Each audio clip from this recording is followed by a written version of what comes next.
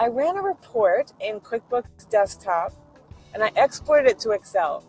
What's the quickest way to update the Excel report with information from QuickBooks? Oh, this is a great one.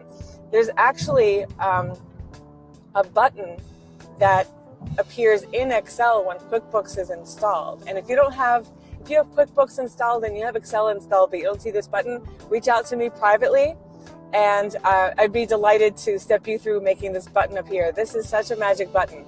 So you export a report from QuickBooks to Excel, and then later, time passes, the report has changed, and you want to export that report again.